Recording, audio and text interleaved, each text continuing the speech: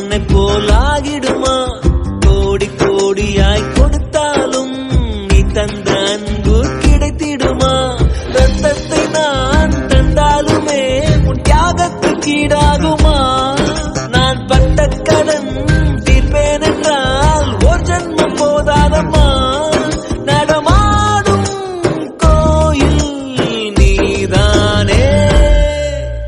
100 சாமிகள் இருந்தாலும் அம்மா உன்னை போல